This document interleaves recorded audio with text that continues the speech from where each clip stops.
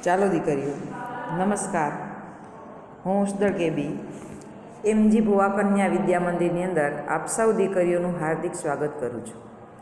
દીકરીઓ, આજે આપણે ચેપ્ટર 10 બજાર પ્રક્રિયા સંચાલન એના વિશે વાત કરીએ. તો આજે આપણે બજાર પ્રક્રિયાના કાર્યો જોઈએ. તો બજાર પ્રક્રિયાના જે જુદા જુદા કાર્યો છે, 15 કાર્યો છે. તો એમાંથી આપણે આજે પહેલું કાર્ય છે બજારીય સંશોધન. તો બજાર પ્રક્રિયામાં પ્રથમ કાર્ય બજારીય સંશોધન છે. બજારીય સંશોધનમાં ગ્રાહકો વિશે અને તેમની પસંદગી, અભિરુચિ વગેરે અંગે માહિતી પ્રાપ્ત કરવામાં આવે છે. કારણ કે ગ્રાહકોને શું પસંદ છે, કેવી વસ્તુ, કેવી ડિઝાઇનની પસંદ છે, આ બધી બાબતો વિશે આપણે માહિતી એકત્રિત કરવી પડે છે. તો આધુનિક સમયમાં ભવિષ્યની માંગની અપેક્ષાએ મોટા પાયા ઉપર ઉત્પાદન થતું હોવાથી તેમાં કેટલાક જોખમો પણ રહેલા છે, જેવા કે વેચાણ થશે કે નહીં, ગ્રાહકોને આપણે જે માલ ઉત્પાદિત કર્યો છે તે માલ પસંદ પડશે કે નહીં, આપણી વસ્તુ વેચાશે કે નહીં, આવા ઘણા બધા પ્રકારના જોખમો છે. તો આ જોખમોને દૂર કરવા ગ્રાહકો વિશે જાણકારી પ્રાપ્ત કરવી જરૂરી છે. તેને વધારે ભાવિ બાબતો અંગે અનુમાન, આ જોખમોને દૂર કરવા ગ્રાહક વિશે જાણકારી પ્રાપ્ત કરવી જરૂરી છે. બીજું, તેને આધારે ભાવિ બાબતો અંગે અનુમાન કરી શકાય છે. સંશોધનને આધારે તેમની માંગ, કિંમત, હરીફાઈ વગેરે બાબતોની માહિતી મળે છે. આ માટે પ્રશ્નાવલી પદ્ધતિ અને નમૂના પદ્ધતિ વગેરે વિવિધ પદ્ધતિઓનો ઉપયોગ કરી અને બજારનું સંશોધન કરવામાં આવે છે. તો આ બજારીય પ્રક્રિયાનું કાર્ય છે. ત્યાર પછી બજાર પ્રક્રિયાનું બીજું કાર્ય છે માલનું એકત્રીકરણ. તો ઘણીવાર માલ જુદી જુદી જગ્યાએ ઉત્પાદિત થતો હોય છે, ત્યારે માલને મધ્ય સ્થળે એકઠો કરવામાં આવે છે, જેને આપણે માલનું એકત્રીકરણ કહીએ છીએ. તો કેટલીક વાર ઉત્પાદકો છૂટાછવાયા હોય, વસ્તુનું ઉત્પાદન મોસમી હોય, નાના પાયા ઉપર માલનું ઉત્પાદન થતું હોય કે ઉત્પાદિત થયેલ માલ ઉપર પ્રક્રિયા કરવી જરૂરી હોય, ત્યારે માલનું એકત્રીકરણ કરવામાં આવે છે. ત્યાર પછી ત્રીજો મુદ્દો છે માલને વપરાશ લાયક બનાવવું. તો માલનું પ્રમાણીકરણ એ એવી પ્રક્રિયા છે કે જેમાં માલ કેવો હોવો જોઈએ એના ધારાધોરણો નક્કી કરવામાં આવે છે. માલ માટેના ધારાધોરણો તેના કદને આધારે રંગ, રૂપ, ગંધ, સ્વાદ, પોષક તત્વો વગેરે માટેના પણ હોઈ શકે છે. ઘણી પેદાશોમાં સરકારી પ્રમાણીકરણ પણ જરૂરી બને છે. તો વર્ગીકરણનું કાર્ય પ્રમાણીકરણની સાથે જ કરવામાં આવે છે.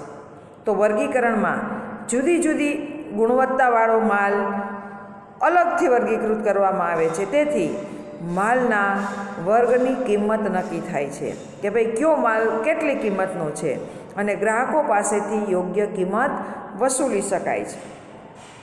તો માલના વર્ગીકરણ અને પ્રમાણીકરણના કાર્યને ગ્રાહકોનો પેદાશની ગુણવત્તા ઉપર વિશ્વાસ વધે છે કે ભાઈ જો પ્રમાણીકરણ થયેલું હોય તો ગ્રાહકો છે આવી ગુણવત્તાયુક્ત વસ્તુઓ વધારે લેવાનો આગ્રહ રાખે છે. તો ભારતમાં ખેત પેદાશનું વર્ગીકરણ કેન્દ્ર સરકારનું બજાર ખાતું કરે છે, જ્યારે ઔદ્યોગિક ઉત્પાદનનું વર્ગીકરણ ભારતીય પ્રમાણ સંસ્થા BSI કરે છે.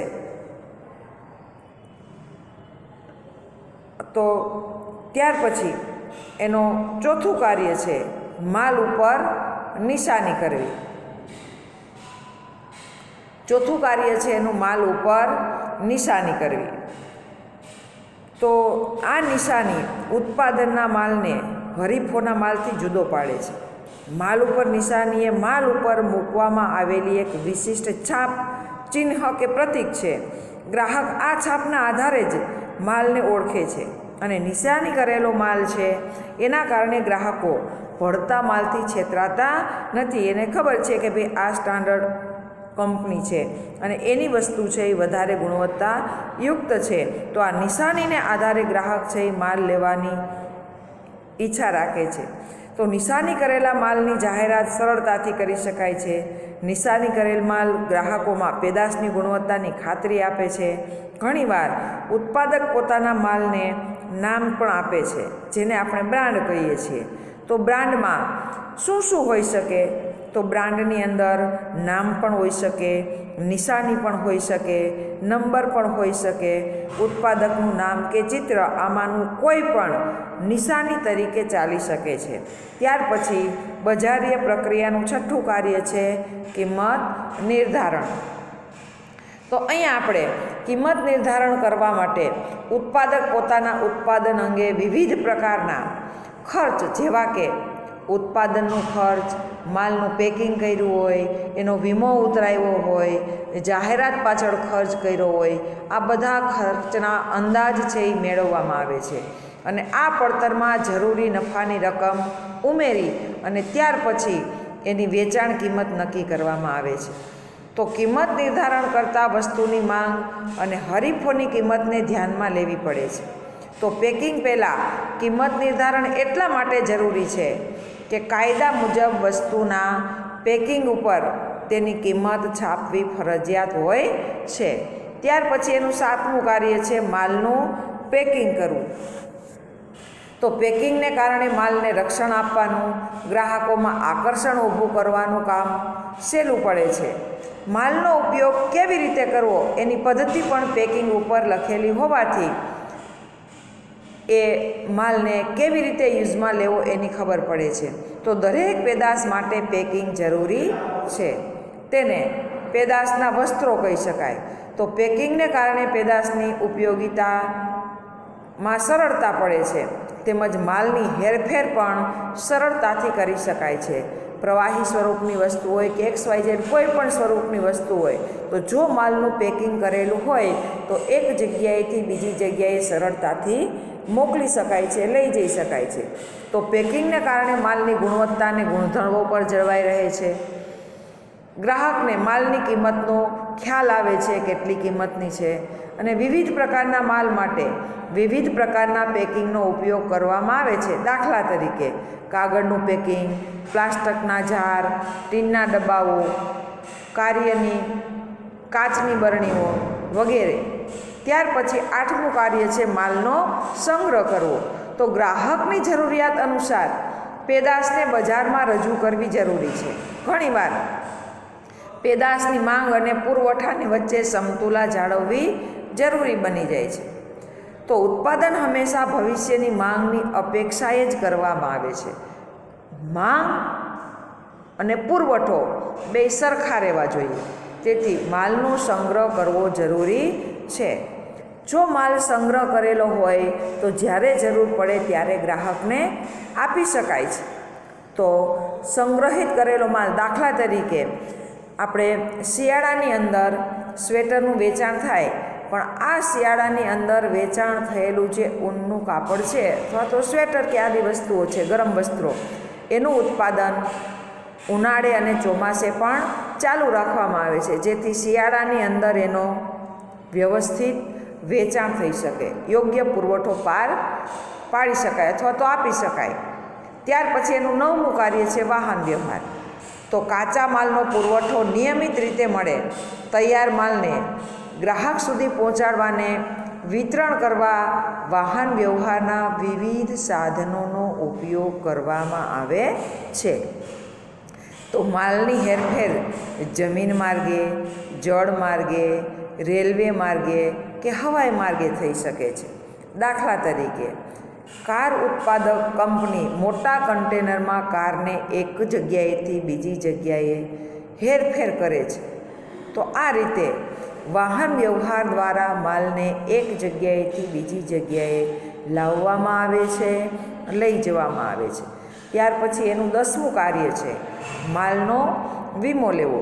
તો આધુનિક સમયમાં માલની હેરફેર દરમિયાન અને માલના સંગ્રહ સમયે અનેક પ્રકારના જોખમો ઉદ્ભવે છે, જેવા કે માલ ચોરાઈ જવાનો, એમાં આગ લાગવાનો, લૂંટફાટ થવાનો, હુલ્લડમાં નુકસાની થવાનો, ડૂબી જવાનો જેવા ઘણા ભયસ્થાનો છે. તો આ જોખમ સામે રક્ષણ મેળવવા ઉત્પાદક માલનો વીમો લે છે. તો માલનો વીમો લેવાથી ઉદ્ભવતા જે સંભવિત નુકસાનો છે એની સામે રક્ષણ મેળવી શકાય છે. ત્યાર પછી એનું 11મું કાર્ય છે, 11મું કાર્ય છે નાણાકીય વ્યવસ્થા કરવી. તો બજારીય સંચાલનમાં વિવિધ કાર્યો માટે જરૂરી કાર્યશીલ મૂડીની વ્યવસ્થા પણ કરવી પડે છે. તો આ જરૂરિયાત સંતોષવા માટે અગાઉથી નાણાકીય આયોજન કરવું પડે છે. તો બજારીય સંચાલકે કયા બજારીય કાર્ય માટે કેટલા નાણાં જોઈશે, ક્યારે જોઈશે વગેરે બાબતોનું આયોજન અગાઉથી કરવું પડે છે. ઘણીવાર મોસમી પેદાશ માટે અમુક ચોક્કસ મોસમમાં જાહેરાત કરવી પડે છે. આ માટે નાણાંની જરૂરિયાતની અગાઉથી વ્યવસ્થા કરવી પડે છે. તો જરૂરી સમયે નાણાંની પ્રાપ્યતા અને બજારીય સંચાલનમાં વિવિધ કાર્યો જેવા કે વિતરણ વ્યવસ્થા કરવી હોય, માલનું બ્રાન્ડિંગ કરવું હોય, બજારીય સંશોધન કરવું હોય વગેરે કરવાનું કાર્ય બજારીય સંચાલકનું છે. તો આ બધા કાર્ય માટે નાણાકીય વ્યવસ્થા આવશ્યક છે. ત્યાર પછી એનું 12મું કાર્ય છે જાહેરાત કરવી. તો જાહેરાતની વ્યૂહરચના માંગના અંદાજ અને નાણાંની પ્રાપ્યતાને આધારે કરવામાં આવે છે. જાહેરાતના કાર્યનો આધાર પેદાશનો પ્રકાર કેવો છે, હરીફોની જાહેરાતની વ્યૂહરચના કેવી છે, જે તે માધ્યમની અસરકારકતા કેવી છે, આ બધી બાબતો ઉપર રહેલો છે. તો પેદાશની માંગ ઊભી કરવા જાહેરાત મહત્ત્વનો ભાગ ભજવે છે.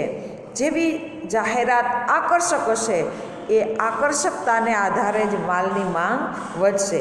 આથી જાહેરાત આપ્યા બાદ ગ્રાહકોનું પેદાશ કે સેવા કે જેની જાહેરાત આપી હોય તેનું આકર્ષણ અને માંગ બંને વધી જાય છે. તો ઘણીવાર સ્થાનિક જાહેરાત ઝુંબેશ વધુ અસરકારક સાબિત થાય છે. તો આ રીતે જાહેરાત કરીને પણ બજારીય પ્રક્રિયાનું કાર્ય કરવામાં આવે છે. અને 13મું કાર્ય છે વેચાણ વિતરણની વ્યવસ્થા. તો ઉત્પાદક પાસેથી માલ ગ્રાહક પાસે ઝડપથી અને કિફાયતી કિંમતે પહોંચે તે પણ જરૂરી છે. આ માટે વિતરકોની નિમણૂક જરૂરી બને છે. અહીંયા તમને દેખાય છે ઘણીવાર ઉત્પાદક માલ વેચણીનું કાર્ય એક મધ્યસ્થીને સમગ્ર જિલ્લા કે રાજ્ય માટે પોતાનો કાર્ય આપી અને પોતાનો કાર્યભાર હળવો કરે છે. તો પેદાશના પ્રકાર મુજબ વેચાણ વિતરણની વ્યવસ્થા પણ કરવામાં આવે છે. જો માલની માંગ ખૂબ જ વધારે હોય અને સતત વધતી રહેતી હોય તો વિતરણના તમામ જે વિકલ્પો છે એ બધા વિકલ્પોનો ઉપયોગ કરવામાં આવે છે. ત્યાર પછી મધ્યસ્થીઓ દ્વારા વિતરણ વ્યવસ્થામાં પણ જથ્થાબંધ વેપારી, છૂટક વેપારી ને સમયસર માલ મળી રહે તે પણ જરૂરી છે. કેટલીકવાર ઉત્પાદક પોતાના ઉત્પાદનના સ્થળેથી જ વેચાણનું કાર્ય કરતો હોય છે. તો આવા બધા કાર્યો છે એ વેચાણ વિતરણની વ્યવસ્થામાં કરવામાં આવે છે. 14મું કાર્ય છે વેચાણ. તો બજારીય સંચાલનમાં વેચાણ એ વિનિમય પ્રક્રિયા છે. એમાં માલની ગ્રાહકોને સોંપણી કરવામાં આવે અને વેચાણ કરીને માલના નાણાં મળી જાય ત્યાં સુધીની પ્રક્રિયા છે એ વેચાણની અંદર આવશે. તો વેચાણના કાર્યમાં મધ્યસ્થીની ભૂમિકા ખૂબ જ મહત્ત્વની છે.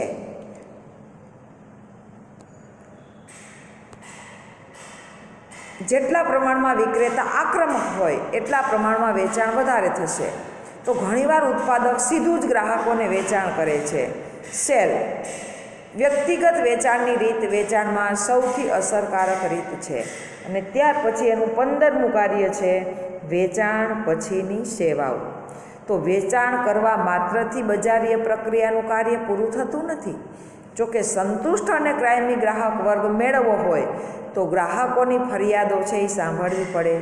ખામીયુક્ત માલ કે સેવા એને પરત લેવી કે બદલાવી આપવી પડે.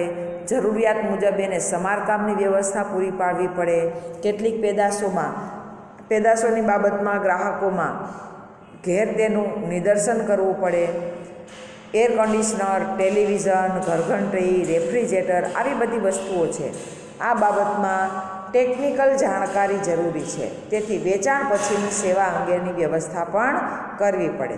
તો ઉત્પાદકે વેચાણ પછીની સેવાઓ માટે પણ નેટવર્ક સ્થાપવું પડે છે. તો આ આપણે જોયું બજાર પ્રક્રિયાના કાર્યો. આગળના લેક્ચરની અંદર આપણે બજાર પ્રક્રિયા અને વેચાણ વચ્ચેનો તફાવત એના વિશે વાત કરીશું.